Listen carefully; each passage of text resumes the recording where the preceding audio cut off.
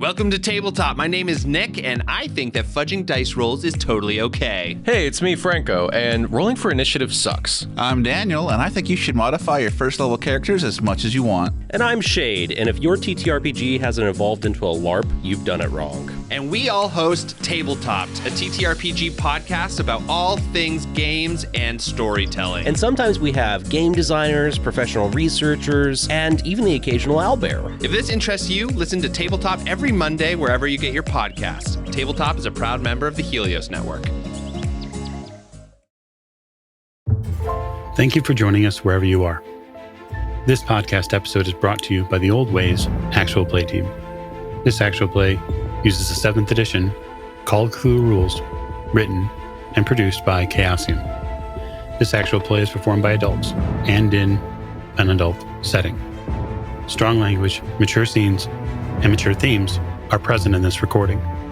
This actual play is part of the Your Scenario, Your Actual Play series for the Miskatonic Repository and Johnstown Compendium. This scenario was written by William Adcock and is available at DriveThruRPG. And now, on to the show.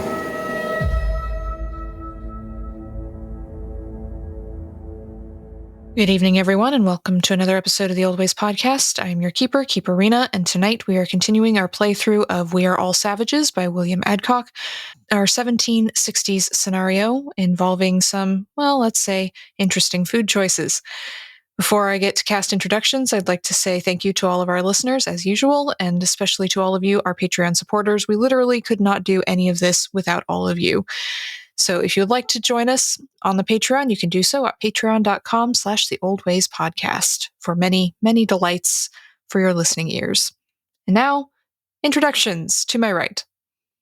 This is Jake. I'm playing Sergeant John Ambrose, British Grenadier, and currently a target for musket fire. I'm sure nothing will possibly come of that. You'll be fine. At the end of the table. Hello, I am Rosie, she, her, currently playing Private James Shattuck, an infantryman, pronouns he, him, and I am also currently target of musket fire, but kneeling in my own puke. A lovely way to start the adventure tonight. And last but not least. Hi, I'm Skip. I'm playing Jonathan Wellington, a colonial militiaman. He's a very suspicious and superstitious man, also the target of musket fire. You all seem to be in a bit of trouble tonight. I wonder how that happened. Mysteries. All right, so as we resume this evening, a volley of musket fire has erupted, thankfully not hitting any of you, and you heard a war cry coming from the trees. As you look up, you see a party of warriors armed with what looks like brown bess muskets and an assortment of war clubs. Their faces are painted black and red, and they are wrapped in blankets, and they are currently moving towards the camp, yelling very loudly in a language that some of you would understand as Seneca. If you know Seneca, you can make me a language other Seneca roll to see if you understand what they are saying. Nope, I've got French and Iroquois. Yep, French. All right, so you don't quite understand what is being said, but the intent and the velocity of the war party that is moving towards you is rather unmistakable as they are yelling and aiming their muskets at you. What would you like to do? Well, we're pretty much outgunned here, aren't we? There's at least 10 of them, so yes. I think I will throw my hands up in front of me. I have nothing. I don't want to fight 10, a war party of 10 with just the three of us. Yes, James will also engage in the universal signal of surrender. And make that a trio.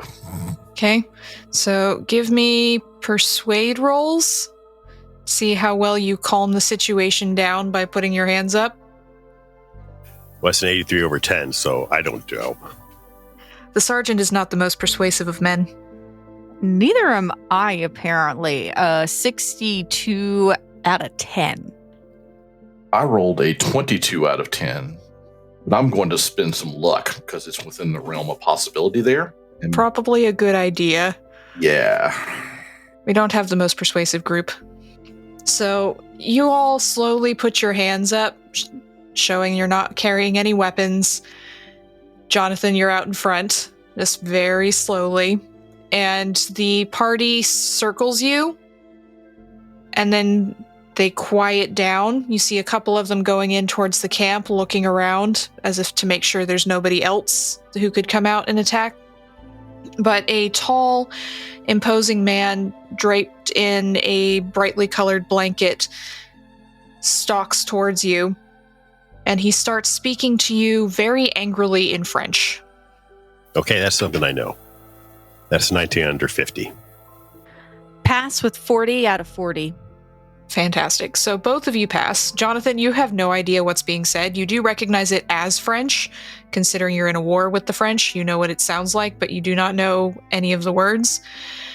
So the two soldiers, the regular army soldiers, you understand that this man is asking you why you invaded his camp and what your intentions are. Where is your leader? Where is the wild man? And just firing a barrage of questions at you in French. No, not us. We're looking for him too. Do you say that in French or English? Yeah, French. Mm-hmm. He pauses and he tilts his head and he looks at you and he says, English. English? Yes. Uh-huh. English. Okay. English. So you were not the ones who invaded our camp 2 weeks ago? No, we are tracking the wild man and his party to this location. The two warriors who went into the camp come back and they start saying something very rapidly to the man in Seneca, and his face gets very grave. He says, are you responsible for what they found in there? No, the men we are tracking are. Sit down. Gestures at all of you. And he sits down in the snow, crosses his legs. Where are you from? The fort. To the west. Well, I guess I could. We know it was a band of French who attacked our camp, so I would say it is likely not the three of you. There were also many more. 2 weeks ago, a strange man, or something pretending to be a man, and several others speaking French attacked our camp. They killed our medicine man, Quiet Lake, in his bed. Whoever or whatever it was ran swifter than the deer. We didn't get a good look at him. We've been following his tracks. And the noise. The French noise. We have been unable to catch up to them until now. We followed them here. He gestures at the camp. They attacked a transport. We tracked them to the camp here.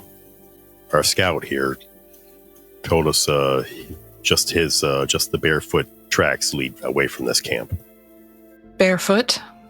That is what we saw as well. It must be the same man. What we saw in there, what my warriors say they saw in there, that is not the work of a man. The footprints melt and then refreeze as he walks. That is very strange. Unnatural. Do you know why these things have been done? Those men, they say they were strung up like animals. We think he's eating their livers. You see a look of absolute revulsion cross his face. And you can give me psychology rolls. 67 over 50. 2 out of 10. 4 out of 10. Goodness. All right. So with those very good rolls, Sergeant, you've been focused just on what you're describing to him. and the story that you're telling. The other two of you have been watching. So you notice something in his body language. Something seems to upset him. But there's also a bit of recognition, perhaps. Does that mean anything to you, friend, about the livers? It is the taking of human flesh. It is not the belief of my people, but the Wendat of the far shore and the Algonquin. They tell of a spirit of the lonely places, ice and cold and despair. They say when a man eats the flesh of another human being, this spirit enters him, and no other food will ever satisfy him. He becomes cold and cruel, cursed forever to roam the mountain forests as a slave to this spirit, insatiable, hateful, and hungry. Perhaps this, whoever he is, this man, this person we have been tracking, perhaps that is so. But as I have said, this is not my people's belief, so I cannot tell you if it is true. But this is what I know. And so you hunt this creature. If that is what it is, that is what we have done. But what I can tell you, if it is this spirit, he is a white man. And he will seek the flesh of other white men. It is your task now. He killed 5 men by himself. Is there a way to kill him? It is not my beliefs, but fire melts ice, and according to the legends, this creature is a creature of the cold. Perhaps fire can drive away the spirit. Fire will deal with a great many things, in my experience. Looks like we need some torches. There would be torches inside the longhouse. You would have seen them when you went in, so that's not going to be a problem. I definitely think that taking torches and any extra tar and pitch is definitely helpful. Maybe we'll get lucky and be able to set a trap at some point. Well, if that's everything. Now that we've seen the others are dead, and we must go and look after our own people. We have been traveling these 2 weeks, leaving our village mostly unattended. May the Great Spirit go with you in your endeavor. And he gestures to the warriors around him. They all stand up straight, look around in horror one more time, and then start melting off towards the forest. Keeper, are there any liquid spirits in the longhouse? Ooh. Luck roll. Group luck roll. Well, that's an 86 out of 38. So there are some bottles, but a couple of them have been smashed and their contents have frozen in the snow, and the other couple that you find are empty. Rats. So I say we leave everything we don't need, take the torches and our weapons, and hunt this man down. He can't be far. We still had the tracks we could follow. Yeah. So you start tracking these footprints out into the snow. It is dark by the time all of this has transpired. You head out.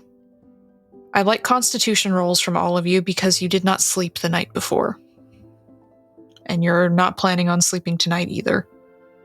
16 under 60. 46 out of 90. You're definitely fine. 24 out of 50. So you're all fueled perhaps by horror at what you've seen over the last couple of days, and also by the knowledge of what could potentially happen if you leave this cannibal or whatever he is wandering around, especially just a few days from the fort. So you grit your teeth and you fight back the tiredness and you set off into the snow. So I would like a tracking roll at a hard difficulty in the dark. 77 out of 40. That's a no. No, 80 out of 37, and you wanted a hard, so that would be a 17. That's a big old no. Yeah, I got 67 out of 10, so no. It's hard to follow these tracks, and it's not so much that you lose them completely, it's that, well, they disappear at some points. They're just gone. And you sort of have to amble around in various directions trying to find where they pick up.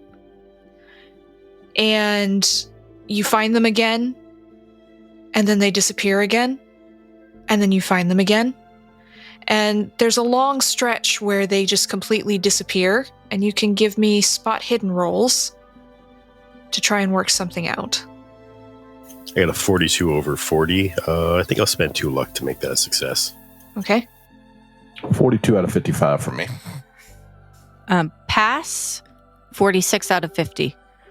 You all find at various points in this longer stretch, because you're so desperate to find where this thing went, what looks like pulled off bark on some of the trees. You see this, James, in one place, almost like something climbed this tree and pulled the bark off as it went. And then, Sergeant, you see a little bit further in a more windy area, branches of another tree where the snow has fallen off in several places, leaving large clumps of snow beneath. And Jonathan, you find broken branches along this circuitous path of trees. This person goes climbing the trees, it looks like, for long stretches of a time, up and jumping, you'd say, from tree to tree, because there's no way they could climb down into the snow, leave no footprints, and climb up another tree. So obviously it's gone up in the trees occasionally. It could be anywhere. I think it knows it's probably being tracked. We have to be really careful now, because it could be anywhere. It could be behind us, above us. We're tracking it. No. Oh, I was having the same thought, sir.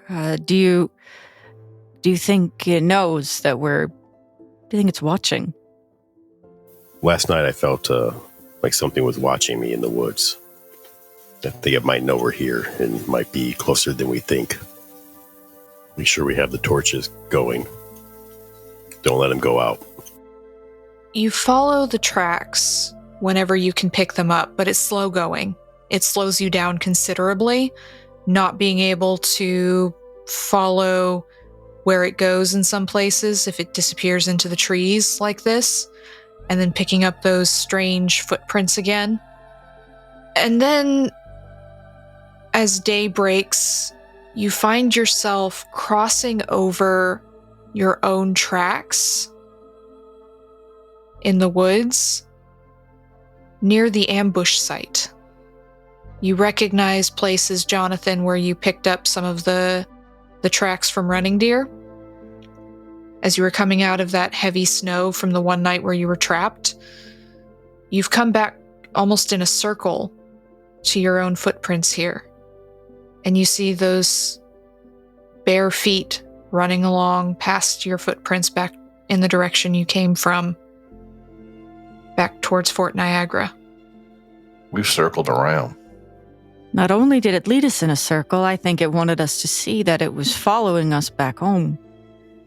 What kind of damn devil is this thing? It's playing with us. Do we keep chasing it, or do we try to make it attack us somehow? Or does anyone have a plan? Should we head back to the camp where we can set up there, try to ambush it? The footprints are heading back in the direction you came from the fort, when you originally trekked out here. It's like it's following your tracks back. So you mean it's heading back towards Fort Niagara? Back in the direction you originally came from. With all of those tasty livers just wandering around being kept warm by all those bodies. Okay, great.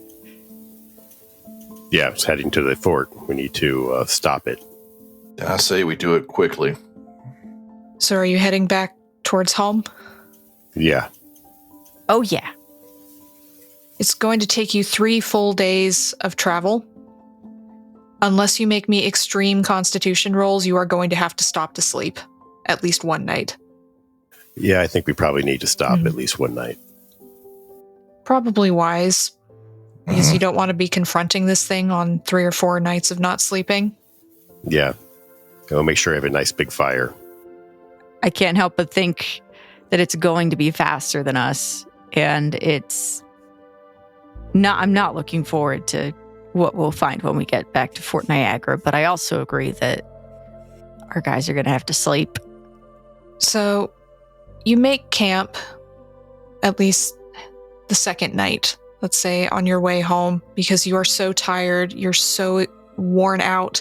It's hard work moving through the snow with your snowshoes. It's very heavy work, and it's cold.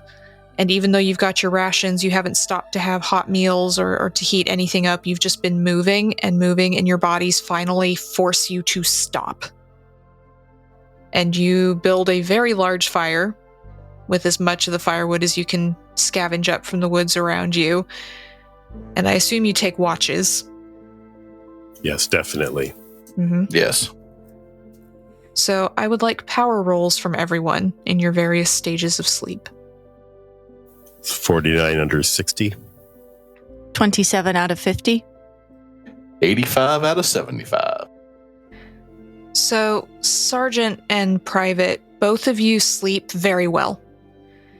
You sleep very deeply. It's very restful for you. These few hours you manage to snatch in the cold and the dark. But when it's your turn to sleep, Jonathan, it's restless. And your eyes snap open to find a tall, skeletal figure, gaunt, with withered, burning hands standing over you, and these deep-set, cold blue eyes. And it's speaking in the twisted language that sounds like nothing you've ever heard before. And its jaws slavering. You can see the deep-rooted hunger in its eyes as it bends over you, and you feel a claw reaching out, digging into your belly, slicing you open from your chest down past your navel. And you feel the searing pain and the horror as you watch this thing rip out your liver and laugh and begin to eat it in front of you, your own blood dripping down its face as you wake up. Sand check forthcoming. That is a 64. That's a fail. Okay. So you lose 2 points of sanity as you snap out of this horrifying nightmare that was so real, you swear you still feel that burning pain along your gut. Oh, Lord. Just quickly say another prayer and just kind of double up in pain a little bit longer before getting up. You don't feel very rested at all after this, Jonathan. And I need a hard con roll from you. I will spend 5 points to make that happen. Okay. You're exhausted. You barely manage to get any rest whatsoever, but you're able to focus and push yourself through as you all three continue the rest of your journey. It is cold on the rest of your trip, but until the final day, there's no more snow. It's just been cold and bright and crisp. You don't get that feeling of something watching you, and that's perhaps more disturbing than being watched as you make your way back towards Fort Niagara. The snow begins in the evening as you finally see the fort in sight on your last day. The sun is setting. The snow begins to fall. It's very gentle at first, just sort of swirling around you. And then it gets harder, biting at your nose, your eyes, so much snow filling up your vision that you can barely see. It's blanketing you in this dense whiteness. But you make your way to the fort, stumbling through the snow. You can't even see the sentries posted outside as you make your way to the doors. But you are let in to the fort once you are recognized. And you see soldiers going about their evening's business, stamping their feet against the snow. There's a group sitting over by a fire, appear to be eating maybe some salted pork or something. They're singing, which isn't unusual for a group of men who have nowhere else to go, but you can all give me a spot hidden. 27 under 40. Oh, nice. 29 out of 55. So you all see seated around the fire next to the soldiers is a man you don't recognize. But he is a small, thin man wearing a shirt that is too big for him. It billows in the wind. You can see it even under the furs he's got around him. He's smiling. He's singing along with them. And he is definitely not someone you've seen before, but he's clean shaven. Is he barefoot by chance? He is not. And he's wearing Okay. gloves. Mm-hmm. Well, I guess we have to report back to our commanding officer. Okay. So you make your way to Lieutenant Colonel's office, and he is there working on some reports. It is cold in here with the uptick in the snow and the stormy weather outside, so you have to leave your furs on as you make your way down towards his office. But he's working on some papers. He looks exhausted. He looks a little bit thinner, even since in the 8 days since you've left. You can see slight hollows to his cheeks, and the dark circles under his eyes have grown deeper. But he looks up and he smiles broadly as he sees you've returned. He says, "Gentlemen, I trust you bring me good news." Well, we located the baggage train that was attacked. Most of the supplies are still there. Wonderful, wonderful news. We tracked the attackers back to another camp. Well, looks like a trapper's camp. Most of them are all dead, strung up from the rafter of the lodge house. Their bellies slid open. Dead? All of them? Yeah. Except for one man, we think. Well, one man isn't much danger to us. Well, we think he's the one that killed all of them. And we ran into a native party who was looking for this man too. Said he killed some of their people. We tracked him. We couldn't catch him. He looks like he turned back this way, towards the fort. We thought we should come back and report. This is a bit much. One man, all right, I can accept one man could have killed a marauding party if they were all mad or had half-starved, perhaps why they were stealing our supplies, but I don't believe one man could be any danger to an entire fort full of His Majesty's soldiers. With all due respect, he was... When the sergeant says they were strung up, he means that they were strung up like sides of pork by their ankles and slit open. And all the bodies we found, they were missing their livers. He's a madman. They must have gone mad with the snow and starvation and turned on each other, and he makes a frown of disgust. It's not unheard of. Cabin fever, turning on each other, and if that's what they thought they had to eat, horrible, disgusting practice. But No, it even if one man managed to overpower some of who was left, it's a bunch of madmen. That's all. With all due respect, sir, this man can walk on the snow and barefoot and not sink. There's something unnatural going on here.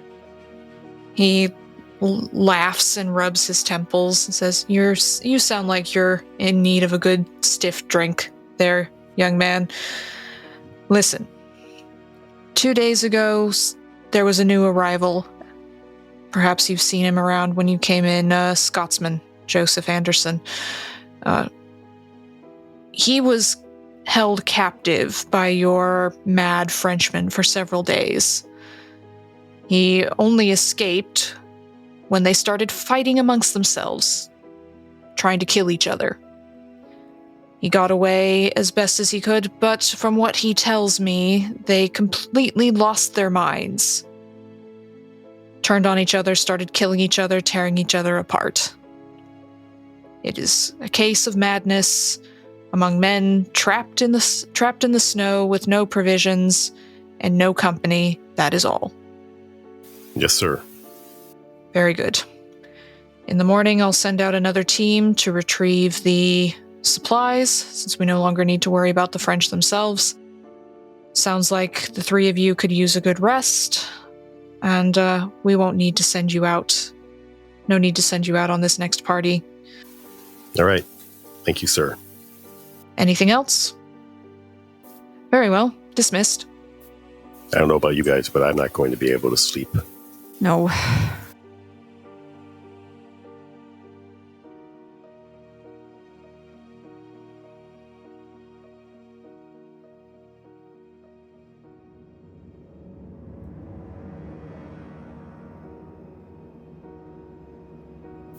Well, you would think so. There's only one set of tracks that left that camp. They have to belong to that man. Shall we go buy our new friend a drink? Yeah. Let's go have a chat with him. So you go back outside, out of the office, back out into the snow. It is howling out here is the only way to describe it. It is the worst snowstorm you've ever seen in your life. Soldiers are scattering to their barracks, to the mess hall, to the infirmary, anywhere they can go to get out of the snow. And you see what you assume to be Joseph Anderson scuttling in, blowing on his hands as if to warm them up as he enters the quote-unquote French castle, which is this stone building at the center of the fort. Keeper, a question. Yes? I have the meteorology skill. Mhm. Does this seem like a natural snowstorm, or is something hanky-jank? You can give me a meteorology roll. Just been waiting to use that. I have, and I rolled a 10 out of an 11. Wow. Fantastic. This is not like any storm you have ever seen in your life, and you have seen many storms come and go. This is beyond a blizzard. You can barely see beyond your own fingers if you open the door to go outside. The men who are coming in out of the cold, they're stampeding into the French castle, are covered in snow, noses are red, it's cold, and an immense draft of wind blows in, blowing more snow in. Visibility is practically zero. I'll continue to head on in, following my companions. Okay. We'll go find the Scotsman. He's easy to find. He's a small, slight man. He doesn't fit in with everyone else, and you know the fort well enough. You know who most of the soldiers are at this point, and you did see him briefly when you came in. He's standing off to one side, watching everyone. His bright blue eyes are gleaming, and he's smiling, greeting people as they go past him. He's still blowing on his hands in these thick leather riding gloves and stomping his feet as if to keep out the cold. If you took your gloves off and warmed it by the fireplace, probably help. Oh, hello. It wouldn't help all that much, according to the doctor. My hands are pretty badly frostbitten. I am supposed to keep them covered. It was a long few nights out in the snow and the cold. Joseph Anderson, pleasure to meet you. Sergeant John Ambrose. James Shattuck, it has indeed been a long couple of days. Jonathan Wellington. Well, it's a pleasure to make your acquaintance, I'm sure. But, what can I do for you fine gentlemen? Might want to stay indoors until this storm passes. Yeah, we made it back to the fort. Ooh, good timing. Yes. Wouldn't want to be caught out in this. No, not at all. So you came from the camp, right? Yes, those wild Frenchmen. Yeah, we were actually at that camp ourselves. Oh, were you? Yes. Must have just missed you then. So you were held captive there, huh? Yes, they stumbled on my camp where I was camped out for the winter. I'm a trapper. And, I didn't have much food to offer them. They were already slightly mad, I'd say, fighting, yelling, screaming at each other, and dragged me off with them. Convinced I had a store of beaver pelts or perhaps some root vegetables somewhere they could get their hands on. It's interesting because they didn't take a lot of supplies from the wagon train they attacked. If they were that hard up for food, you think they would have taken all of that. Who can say what madmen will do? Mm-hmm. I'm just lucky enough to have escaped before they could finish me off. Did you get out of there after they returned from their attack? Oh, yes, it was quite terrible. They were all screaming and stabbing at each other and yelling, and it was quite a sight, really. They didn't make you eat any liver, did they? He wrinkles his nose. Never been fond of the stuff myself. Can we tell if he's lying? You can give me psychology rolls. Sure. No. I actually got a 12 under 40. So he's very, very charming. And he's definitely not telling you everything. Gonna make a roll. But, seems like he's telling you the truth. Not everything, but there's truth in there. So I rolled 100. Okay, so critical failure on your psychology roll. Do I just believe him completely and implicitly? This poor man, he has been through so much. No wonder he looks so thin and malnourished. He must not have been fed for a while. He's been on his own. It's lucky that he even managed to get here before passing out or dying of starvation and exposure in the snow. This poor, poor man. You poor soul. You poor lost. Oh, friend, come sit by the fire with us, and I'm so sorry for your hardships. It's truly been a difficult couple of weeks. So it must have been kind of wild sitting there watching those three men kind of lose their minds in front of you. Oh, it was really difficult. Have you ever seen men lose their minds in the cold and the emptiness? It's such a horrible sight. Makes you wonder if you'll lose something yourself. I feel sorry for those three men. There were at least 5 of them when I got away. You only found 3? I didn't see them. I understood that's what was told me. He sits down with you near a fire.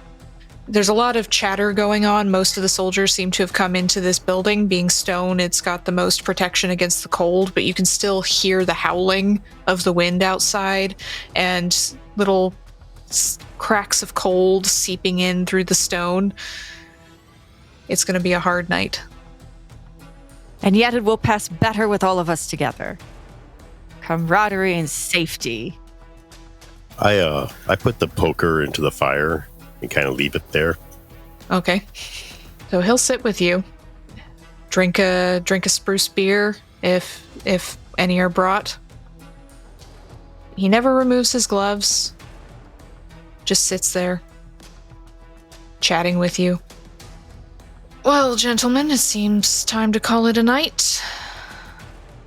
Don't think this storm's going to be letting up any sooner. They find a place for you to bunk? Oh, I've been sleeping in the infirmary. The doctor wants to keep an eye on my injuries and everything after my long trek through the snow. You know? Yes, of course. Very well then. Trust I will see you around. Not much else, nowhere else much to go, really. See you in the morning.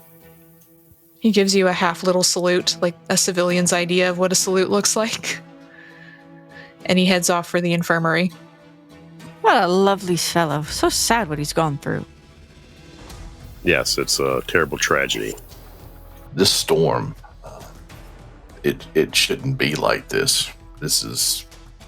I've done a little studying. This is worse than it ever should be, if that makes any sense. Twiddle his mustache a little bit more. I don't think I'll be getting any sleep tonight. I don't think we all need to sleep at all tonight. I don't trust that man. I find it too convenient that he showed up. I agree. What? No, he's just a survivor, just like any of us. It's nothing to worry about. But I don't feel safe sleeping either, knowing that madman is out there somewhere. Well, I think I'll stay right by the fire here tonight. At least it's warmer than my bunk. I don't think they'd say anything. So you all stay up? Yeah. Yep. Stay up by the fire, maybe play some cards. Mm-hmm. When morning dawns, it's hard to say that it has actually dawned, because you are completely and utterly snowed in. You see several of the soldiers going to take the next watch, attempting to open the door, and it will not budge. There are tiny gaps as multiple men try to push the doors further and further open, but despite everyone's best efforts to dig at the gap with their shovels, with their muskets, with their mittens, they can't open it more than a few inches. And as they do, you can see the snow come crashing down off the drift, filling in what must be at least 3 hours worth of digging. You are all stuck inside this building. You have no idea what happened to the soldiers who went to their barracks, the secondary barracks across the fort. You don't know what happened to the sentries, but it's probably not very good. Oh boy, it's going to be great. Honestly, I'm thinking about taking a nap now. Because it's daylight, and we can't go anywhere. Yeah, why don't we take shifts? It's a fair idea. Also need to keep the fire going anyway. So, who's sleeping first? I'll take third. Okay. I'll take second. Leaves me with first. Okay. So, you take it in turns to sleep. The sleep is fitful, because even though you're used to sleeping on marches, the two of you who are professional soldiers, it's not usually this noisy. There's a lot of men packed into here, everyone who fled in to escape the snowstorm when it started the night before. People are getting agitated. It's noisy. And by the time you get to the third watch, Jonathan, you've seen that everyone is starting to calm down, but not in a healthy way. A malaise seems to be settling in over the men in here once they've finally realized, after hours of trying to dig out through windows, through every door, that they cannot get out of this building, that they are trapped in here with whatever low supplies are still left, considering the lieutenant colonel hasn't had time to retrieve the supplies. There's nowhere to go, and God only knows how long this storm is going to last. He will just kind of walk around and try to smile at everybody, just to maybe rouse them a little bit. Say, hey, we'll get through this. But I don't think Jonathan actually believes it, but he's going to try. No one really responds. You hear people talking about how their barracks mates must be stuck in the barracks outside, and if they are, they're trapped. There's no food, there's no water, no heat unless they burn their furniture, and how long is that going to last? And how long are we going to last in here? Do we know if we have enough food? What if this lasts all winter? You see some of the men who already have bleeding gums, and their hands are shaking a little bit from the onset of scurvy, seem to be in more despair than the rest, as they are all starting to believe that they are going to be stuck here for a very long time.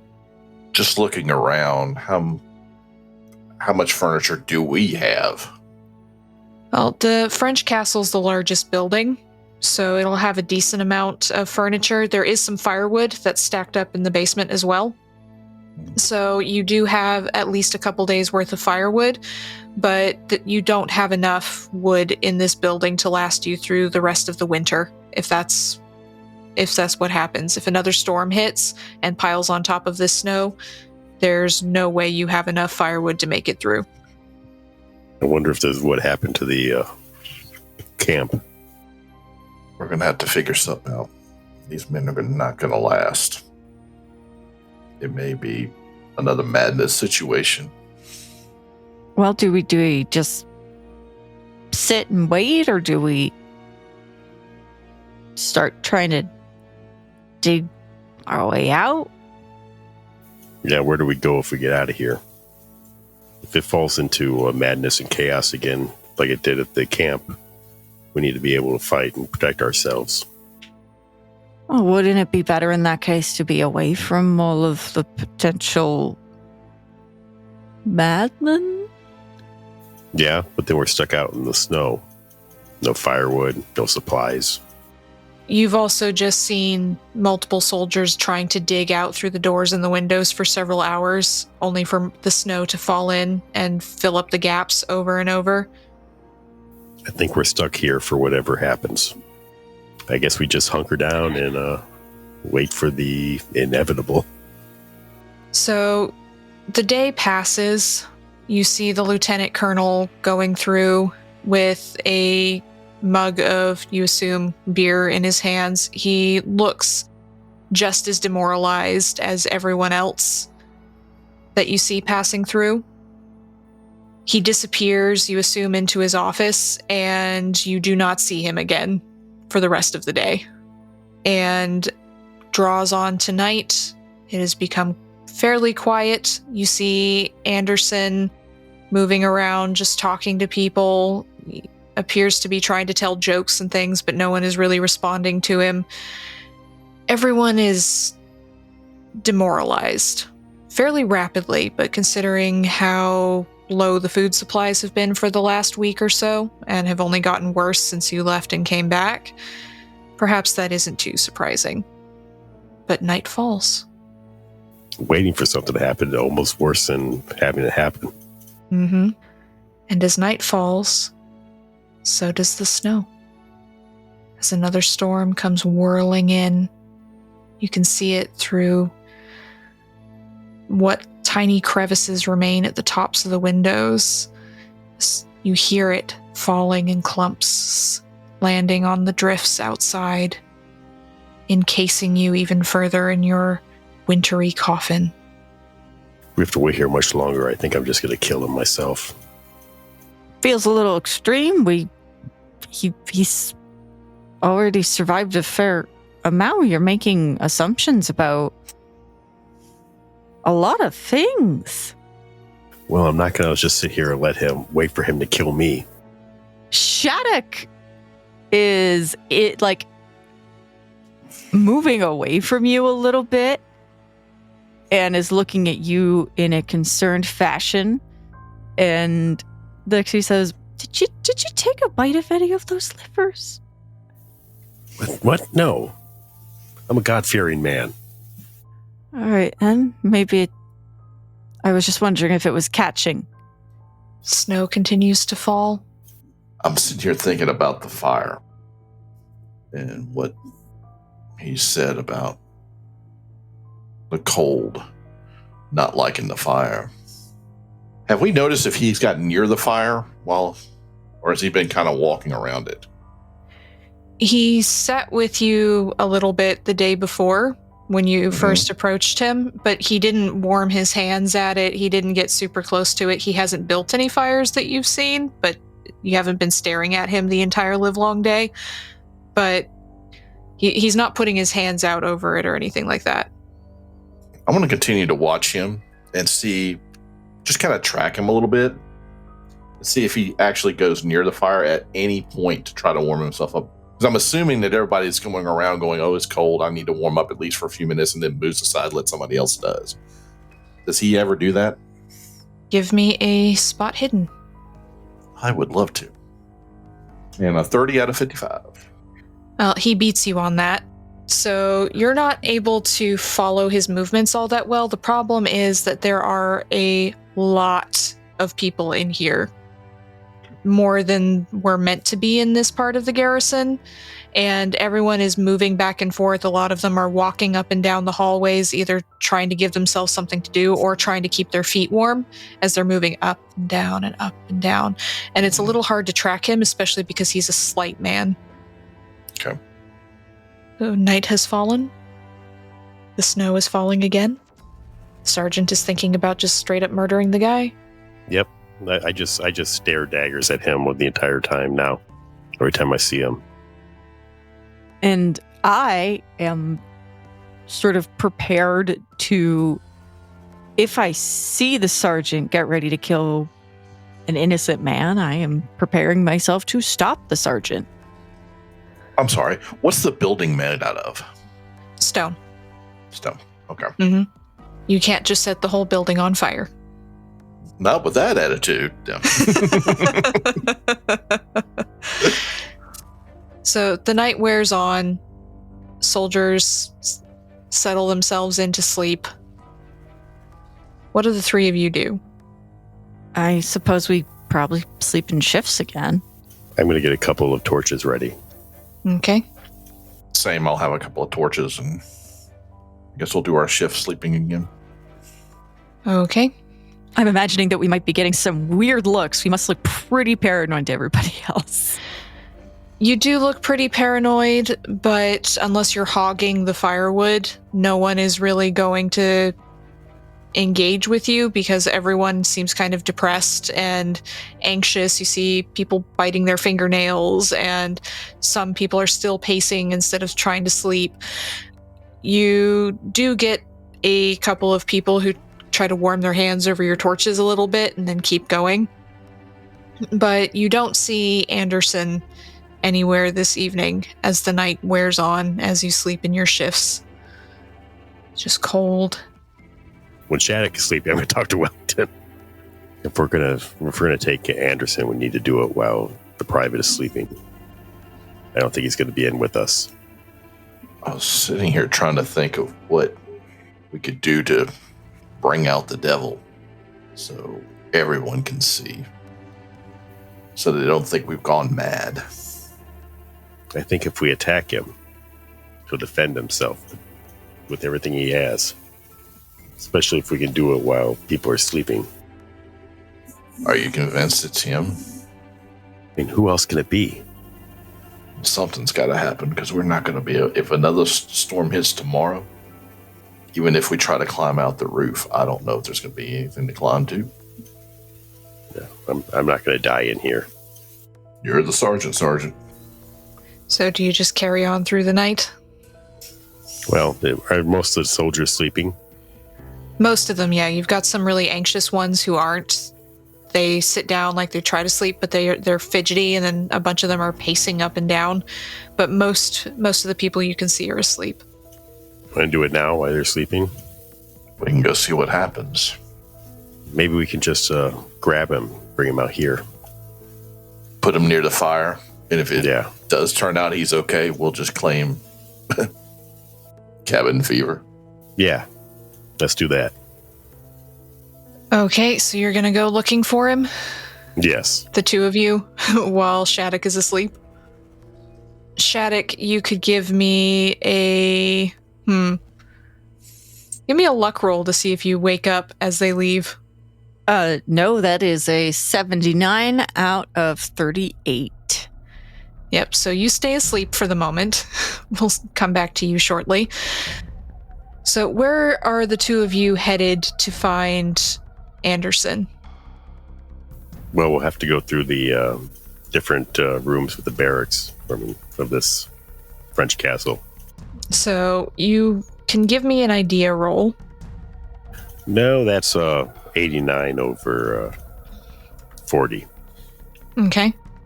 I rolled a 2. All right, so you remember Anderson saying when you'd asked him if he had a place to stay that he was staying in the infirmary, which is up on the second floor. Sergeant, I believe he said he was going to be in the infirmary. All right, we go to the infirmary. Okay, so the two of you head up the stairs towards the infirmary, and I'm going to need a group luck roll between the two of you. Mine's 44. And I'm at 46. Oh, as a 51. Okay. As you head around the stairs in this dark corner, the stairs aren't lit. Torches have been snuffed out so as to not burn wood when unnecessary.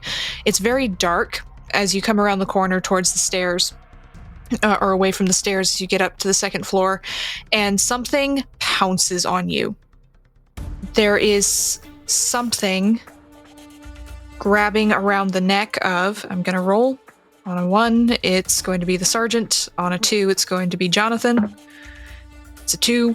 So, Jonathan, something grabs around your neck and tries to slam your head into the wall.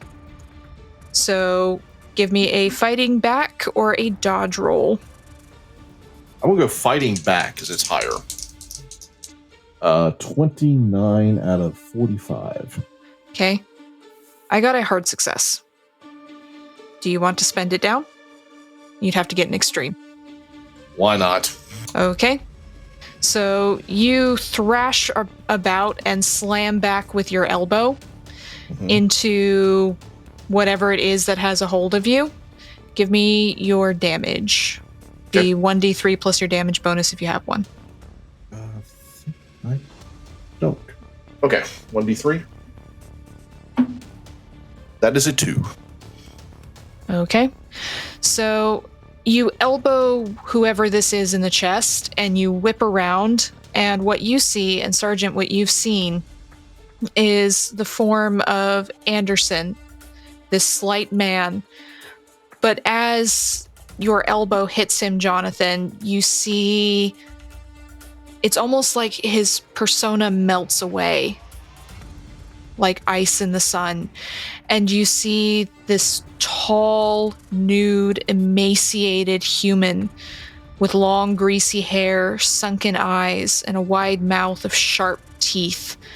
His nose, his lips, his ears, his genitals are all gone. You recognize the burns of what looks like frostbite, blackened necrotic tissue left behind. His hands and his feet are gnarled, blackened parodies of their former shape. You see the polished white bones of his fingers and toes projecting like claws. Sanity rolls. 58 under 60. Okay. 88 out of 58. Okay, so you are only going to lose 1 point, Sergeant. You, on the other hand, Jonathan, are going to lose 6. Ooh. Okay, so give me that intelligence roll. I made it. Ooh, okay. So, with your past intelligence roll, you understand that what you are looking at is not human. That it once was human, but has become something else, something evil, something horrible. And it strikes fear into the core of your being, but that fear triggers your rage. This is an affront to God. This is an affront to everything that is holy, everything that you believe in. This cannot be. And you are going into a bout of violence. Okay. That's going to last for 9 rounds. This will be fun. Mm-hmm. So we're going into Dex now. So this thing is going to act first, and it is going to essentially try to claw open your throat, Jonathan. Dodge or fight back? Fight back's going to be the best for me. That is a 13.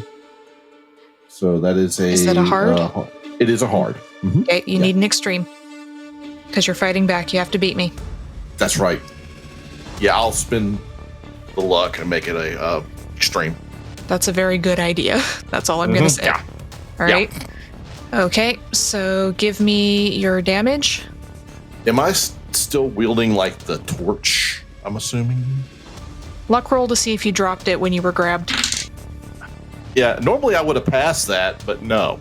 Okay, you dropped your torch when you were grabbed. You were so startled that you let go of it. Okay. So roll your regular damage. That is 3 points. Okay. Excellent. And now it's going to make its second attack. And it's going to try and bite you. And you have already reacted on this round, so you are going to take some damage. Luckily, it's only a regular success. You take 4 points of damage as this thing bites into your throat, and you feel this hot saliva burning into your skin. Ugh. Okay. Okay, so Rosie, it is now Shattuck's turn. You are asleep, but it's getting colder in here, and you're starting to restlessly twist and turn as strange visions invade your brain, invade your dreams. Give me a power roll. 28 out of 50. Your eyes snap open. What do I see?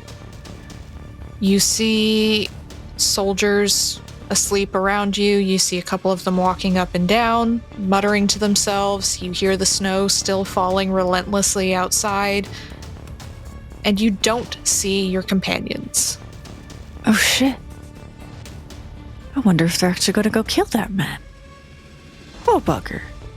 Maybe they just went to go take a piss somewhere. I should go look for them. All right, then.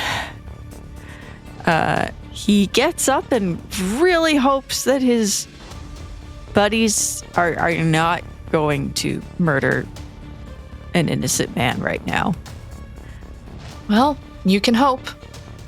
Who knows? So you're going to get up and start looking for them. That is your action, Sergeant. This creature has Jonathan by the throat and has just sunk its hideous fangs into him. I'm going to drive my torch into his back. Okay. So give me a fighting brawl roll. And this thing is going to dodge, or at least attempt to. That is 17 under 36, which is a hard. Okay, so you beat it. Only got a regular. So do some damage. You're going to do 1d4 plus 1d3. Plus my strength bonus. If you have one, yes. 12 points of damage. Nice. Okay. Yeah, that's straight bonus, man. Yeah. It does not look happy. It lets out an ear-piercing shriek, but only you can hear it, apparently, because no one else seems to move. All right. Jonathan. So he's got me, so I can't really reach down and get the torch. Nope. Okay. I'm going to punch him. Oh, that's a regular success. Okay, so roll your D3. 1. Okay. You punch it rather ineffectually, considering it just arched its back and appeared to let out a scream you couldn't hear. You just sort of do a boink, and it chuckles, actually chuckles. Okay. Interesting. All right, it is now its turn, and it is going to claw open your chest, or at least attempt to, Jonathan. Good luck. No, that's an 80 on my fighting brawl. So I do a D8 plus 6 damage. How does 9 points of damage do you? Well, that puts me at minus 17 of 12. So. Okay. Hold on, can you repeat that for me? Yeah, I've taken 17 hit points and I only had 12. Okay. So give me a con roll. 97 out of 50. All right. So, Jonathan, this thing claws across your gut, and you can see your own entrails being ripped out of your body, and you can smell the stench of viscera and blood as you are flung against the wall, and everything goes dark as you hope and pray that your Lord will receive you on this cold, dark night. And Sergeant, this thing whips around towards you, holding your comrade's entrails in one meaty claw as it's going to swipe at you with its other claw for its second attack. I'm going to dodge. Okay, good idea. Ouch. Ooh, hot dice. A 6 under 40. All right, so yep, that's an extreme, so meets it, beats it, which is good for you. So you dodge out of the way as this thing swipes at you, and accidentally you run into some of the entrails dangling from its other claws. Your face is now bloody and awful. But it is now the private's turn. Shattuck, you can give me a listen roll. It's a 52 out of 45. Because it's a one shot, I am going to spend that luck to see if I can hear what's going on. You hear what sounds like an altercation coming from near the stairs, and then what sounds like the sound of something very heavy hitting the wall. Okay. Takes a steadying breath and really hopes it's just a couple of fellas getting friendly, and goes to investigate. So you go up the stairs, up into the dark. Do you take a torch with you? Yes, because I would like to see. So you take your torch up the stairs, and you see the horrifying sight of Jonathan slumped against the wall, his guts pulled out of his slashed open chest. But then you see the Windwalker, and you kind of don't notice Jonathan anymore as you make me a sanity roll. No, that is an 82 out of 48. Okay, lose a further 5 points of sand. Yep. Have you hit your threshold yet? No, I'm not there yet. Okay, so make me that intelligence roll. 7 out of 50.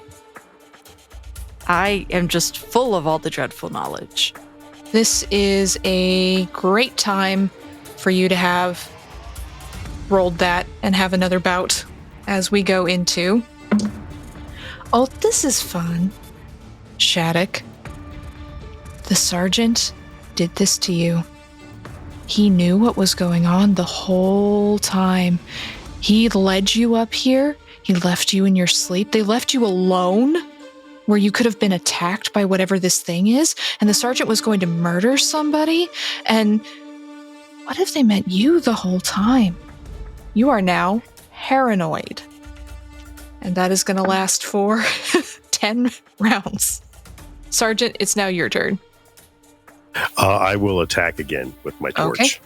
Give me your attack. And it's going to fight back with its claws. Ooh,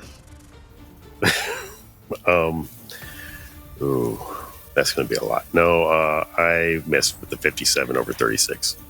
I rolled a 0-1. Oh, man. So, yeah.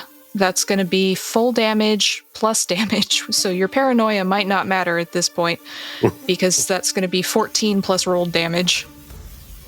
24? Yeah, I don't have that. Are you sure? Yeah, I'm pretty sure. All right. So you go to stab at it with your torch, and this thing claws you across the chest, and you can feel it cutting across your throat. As you go flying back against the wall, give me that con roll. Well, that is a 61 under... Oh, no, over 60. So, yeah, I fail that, too. Do you want to spend 1 point of luck to stay alive? Yeah, sure. Okay. So you are dying, but you are alive. We'll see how that works out for you. And let's see. Oh, interesting. Okay. And it is now its turn. And it is going to, because it doesn't see you as a threat anymore, Sergeant, because you are unconscious, going to wheel around to you, Shattuck, and make an attack. And oh my god. Well, Keeper, Uh-huh. am I able to dodge, or what do I roll for that? Oh, that is a skill on its own in the system. Yes, it's its own thing, but you're going to have to roll a 0-1 because that's what I just rolled. There is always that possibility. There is a possibility that you could roll a 0-1. So I rolled a 20. Mhm. Even if I... You can't beat a crit unless you roll a crit. So, okay, so you're going to take 14 points of damage plus 22. So that's 22 total. I is dead. Okay. So the thing is, you could make a con roll and see if you are merely dying instead of dead, but the problem is nobody's around to resuscitate you because the only person still alive is also dying.